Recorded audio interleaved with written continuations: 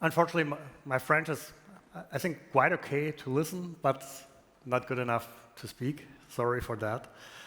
And I have a pretty short talk, which will be about the European market facing its technological vulnerabilities. And when we read this, we may read facing as being challenged by, or we may interpret facing as having a great ability, a great opportunity to get things done. And I want to focus on the second aspect, that I think we have a bit of a tendency in our cybersecurity software markets, be it full cybersecurity, be it identity management, to undervalue what European technology can deliver. And to be honest, I was on a panel yesterday in the afternoon where we also talked about sovereignty, and one of the thoughts I was mangling around in my mind since then was, is there any element in cybersecurity which we can't solve based on European software? And I still didn't come to any element within in the entire cybersecurity identity field where I would say there's no vendor from the EU that could deliver that. There might be differences in the capabilities, but we have them. And I think one of the things to look at is clearly we have quite a lot of software companies. The European Champions Alliance just released their annually report looking at the cybersecurity market, the ecosystem, and they counted some 1,300. There are a couple of them are really big. They are north of 100 million. There are clearly a lot of smaller ones, which is also, I think, thanks to France, who are in an incredible manner, I believe, fostering the startup ecosystem in the cybersecurity space. So we have a lot of them, and we have some global leaders here. We have companies that we definitely can count in cybersecurity as a global leader. Take a company like ASAT and some of the others. They are really big. We have some global challengers, companies that are really in a very competitive position at global scale. Technology-wise, I believe we have way more. We have quite a number of powerhouses, really, really strong software firms that can do a lot of things here.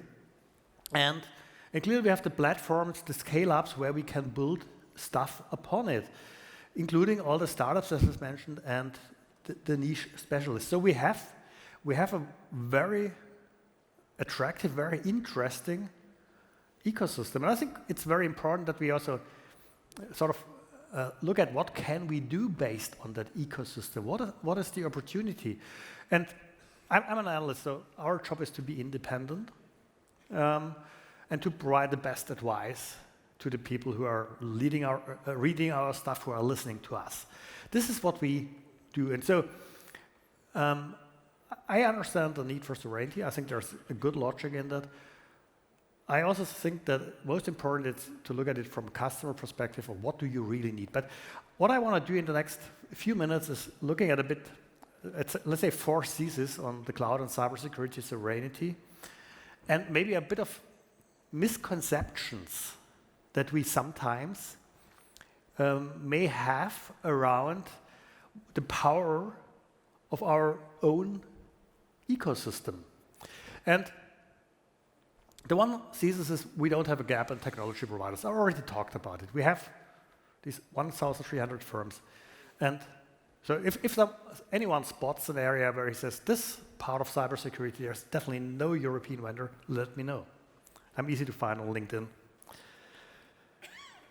The common thesis is, oh, there's no real European alternative. Really? I doubt. 1,300. And what we must not underestimate is the changing power of the open source software ecosystem.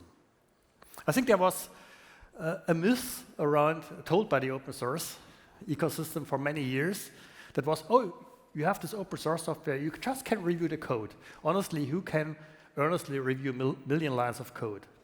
Right now, we can use 1 or 2 or 3 of the AI solutions and check the code, analyze the code. We can automate a lot of things. So it's not a myth anymore. Right now, we can do it.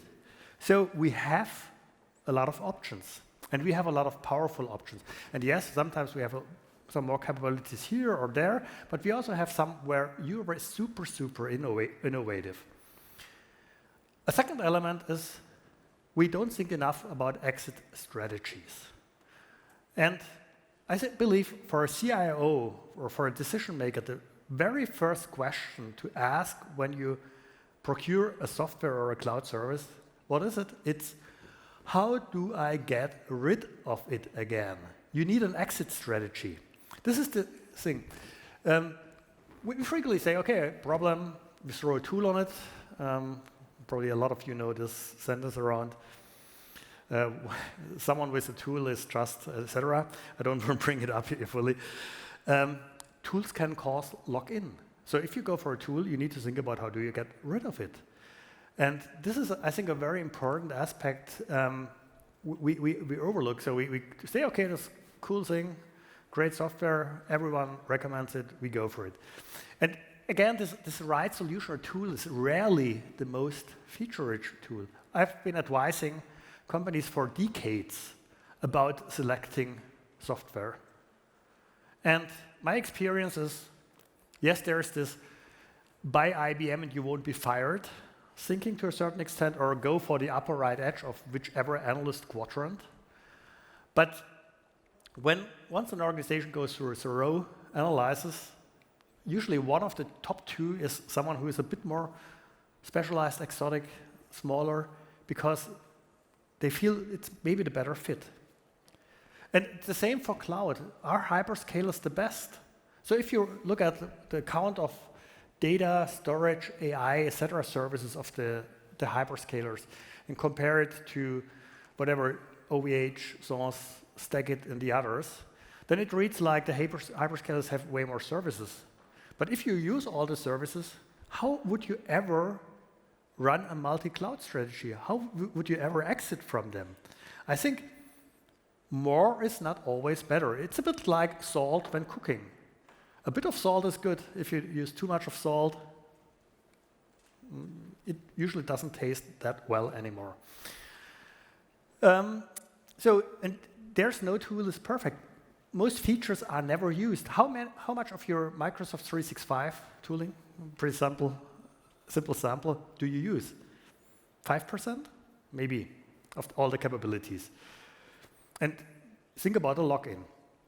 And then, last not least, when we think about sovereignty, it's more than location.